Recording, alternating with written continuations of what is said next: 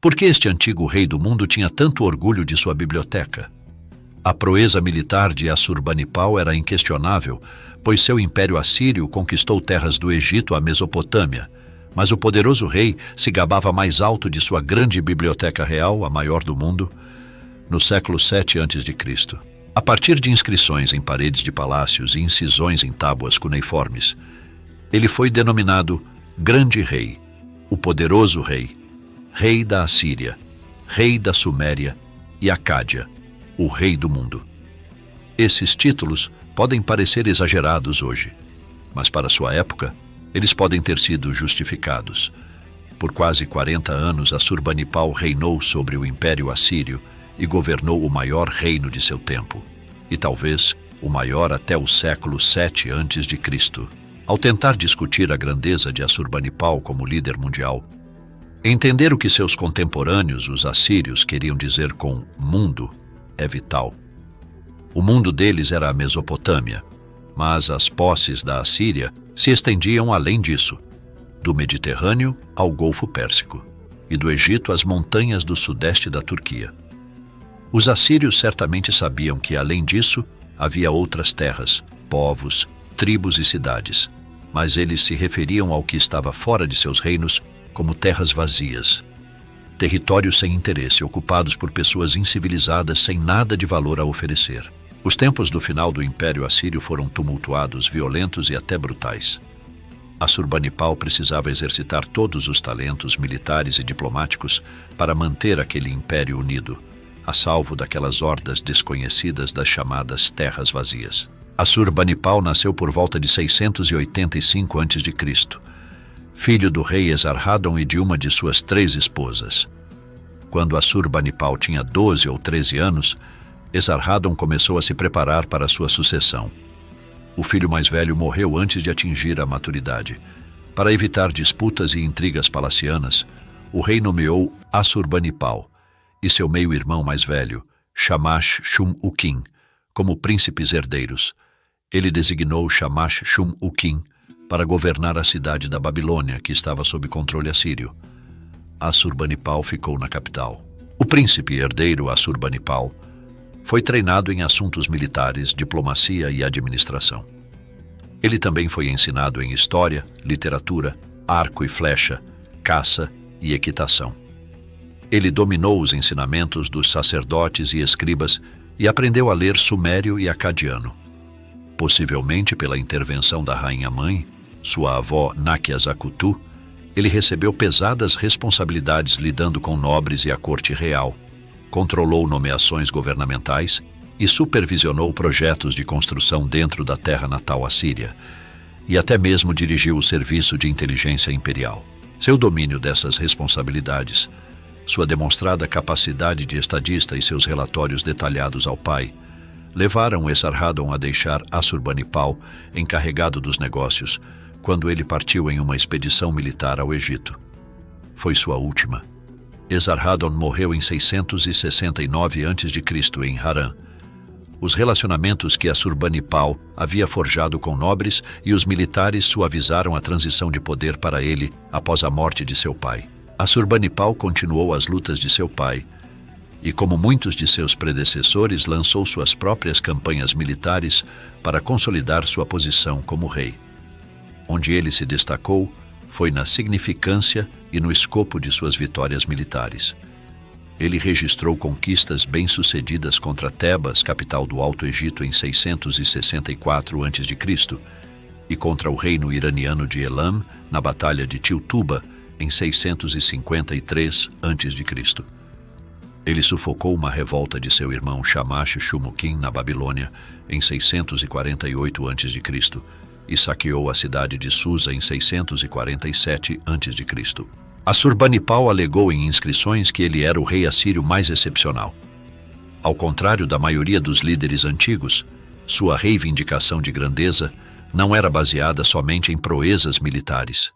Embora suas vitórias sejam certamente apresentadas, terras conquistadas e inimigos subjugados, Assurbanipal ostentava a maioria de seus dons intelectuais. Eu, Assurbanipal, aprendi a sabedoria de Nabu, o deus da escrita. Apoderei-me das práticas de escriba de todos os especialistas, tantos quantos existem. As inscrições se referem à sua capacidade de interpretar textos antigos, resolver problemas matemáticos complexos e debater questões teológicas com os mais renomados sábios e adivinhos de sua corte. Em um texto, Assurbanipal se auto-intitula discípulo de Adapa, o primeiro dos 7 sábios mesopotâmicos dotado de inteligência por Ea, Deus da sabedoria.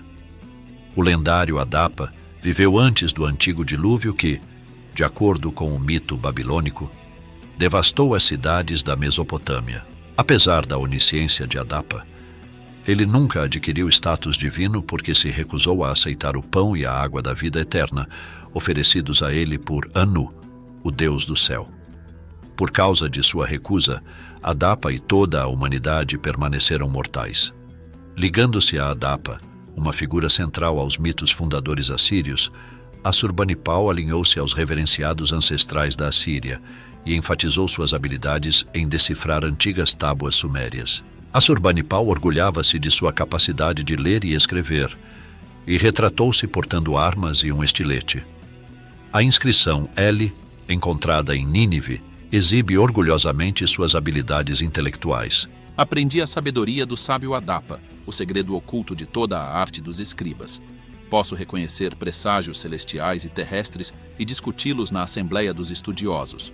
Posso deliberar sobre a série Se o Fígado é um Espelho, Imagem do Céu, com especialistas capazes em adivinhação com óleo.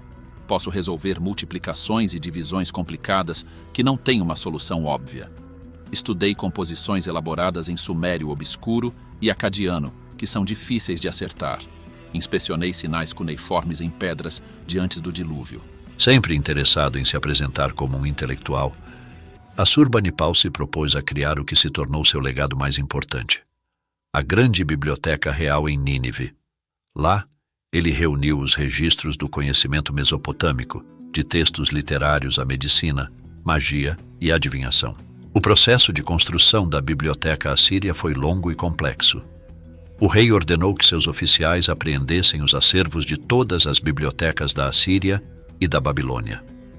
Dessa forma, ele adquiriu a biblioteca particular de Nabu-Zupkenu, antigo escriba de Sargão II e Senaqueribe, que incluía uma grande coleção de textos de adivinhação baseados em observações astronômicas e meteorológicas. Era mais difícil invadir as bibliotecas babilônicas do que as assírias, já que as coleções na Babilônia eram guardadas de perto por escribas e sacerdotes nos templos. Quando o relacionamento entre Assurbanipal e seu irmão Shamash-Shum-Ukin, príncipe herdeiro da Babilônia, era amigável, Assurbanipal pediu aos sábios babilônicos cópias dos textos mais importantes em sua guarda. No entanto, após a revolta babilônica de 652 a.C., a política de Assurbanipal se tornou muito mais agressiva, e ele simplesmente confiscou documentos à vontade. Há evidências de que em 647 a.C., quando a revolta babilônica já havia sido reprimida, 1469 tábuas cuneiformes foram adicionadas à biblioteca de Nínive, trazidas diretamente da Babilônia. Assurbanipal dedicou muito tempo e atenção à criação de sua biblioteca. Às vezes ele supervisionava o processo de cópia pessoalmente, até mesmo sugerindo modificações de acordo com seu gosto. Essa política ia contra a prática dos escribas. Se acreditava que os textos continham conhecimento antigo transmitido pelos deuses ou sábios de tempos passados, então os escribas do templo eram escrupulosos em não fazer mudanças.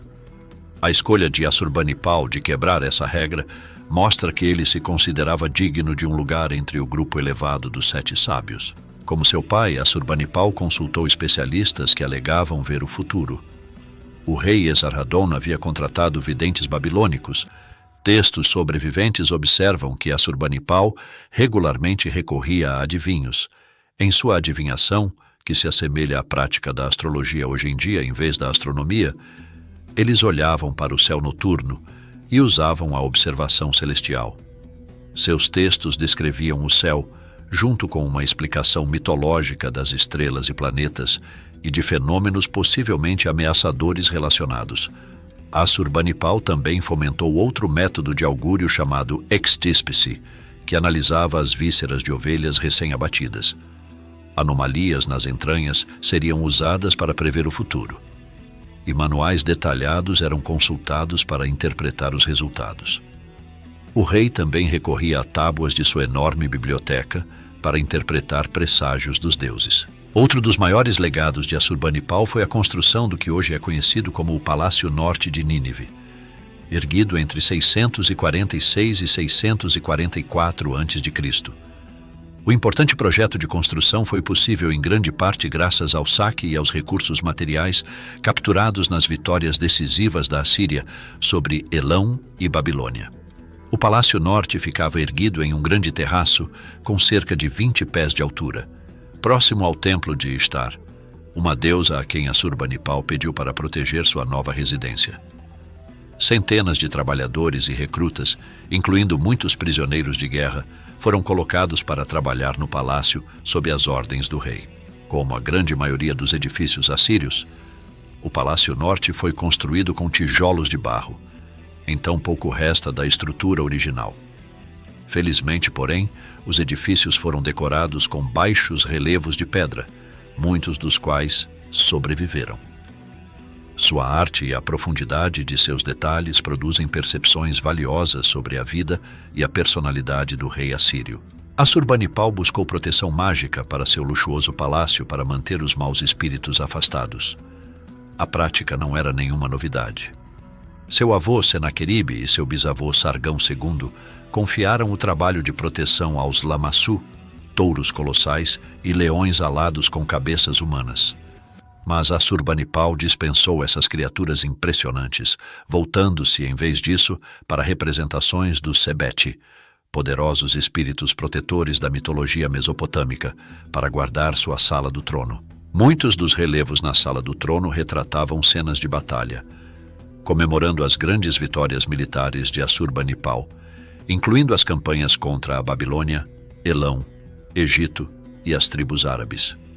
Embora Assurbanipal raramente acompanhasse seus soldados no campo de batalha, ele criou uma iconografia poderosa por meio desses relevos elaborados que preservariam um legado como um grande líder militar. Nas salas privadas do palácio, às quais poucos tinham acesso, o rei escolheu uma ênfase ligeiramente diferente para os relevos.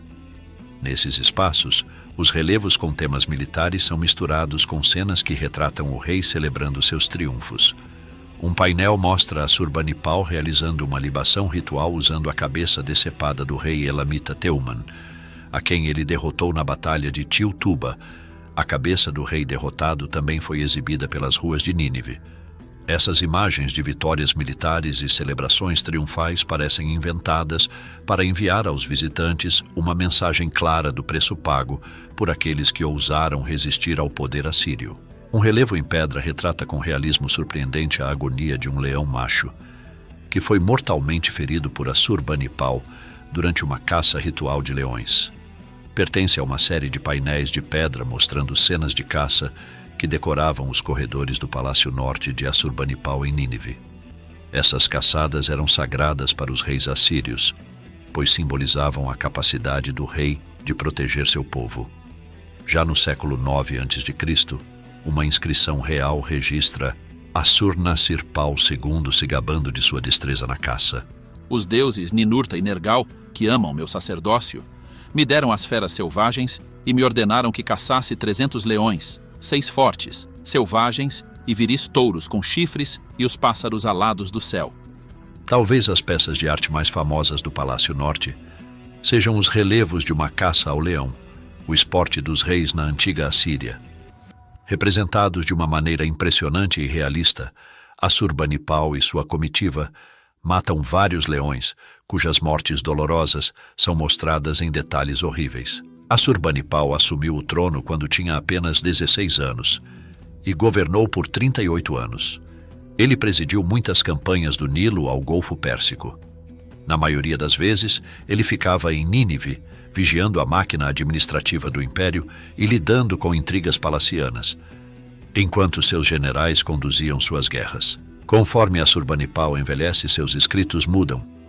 Na última tábua, conhecida por ser de sua autoria, ele não soa como o conquistador confiante. Fiz bem a Deus e aos homens, aos mortos e aos vivos, porque a doença e a miséria me sobrevieram. Não posso acabar com a discórdia em meu país e as dissensões em minha família. Escândalos perturbadores sempre me oprimem. A miséria da mente e da carne me curva. Com gritos de aflição, trago meus dias ao fim. No dia do Deus da cidade, o dia do festival, sou miserável. A morte está se apoderando de mim e me derrubando. Os historiadores não sabem quais doenças o afligiram conforme ele envelhecia. Alguns levantam a hipótese de que efeitos persistentes de um ferimento de caça o pegaram, ou talvez uma doença o deixou vulnerável aos 54 anos. 3 figuras barbadas em um relevo uma vez vigiaram uma entrada para a sala do trono do Palácio Norte de Assurbanipal. Pintadas em tons coloridos, elas eram mais do que apenas mera decoração. Pesquisadores as identificaram como representações do Sebete, um grupo de divindades guerreiras menores do panteão mesopotâmico. Cada uma empunha um machado na mão direita e uma adaga na esquerda. Análise do relevo mostra que elas originalmente estavam armadas com arcos em vez dessas armas portáteis. Esses 3 espíritos protetores provavelmente foram complementados por outro relevo, que não foi recuperado, apresentando mais 4 figuras, já que os Sebete eram retratados em grupos de 7 e associados às Pleiades, um aglomerado de 7 estrelas na constelação de Touro. Outra representação comum dos Sebete era um emblema de 7 pontos. A adoração a esses espíritos remonta a séculos antes do governo de Assurbanipal, como evidenciado em inscrições e templos construídos pelos reis anteriores Senaqueribe, que reinou de 705 a 681 a.C., e Assur-Nazir-Pal II, que reinou de 883 a 859 a.C. O rei envelhecido viu claramente os sinais de que seu império, o trabalho de sua vida, estava começando a ruir.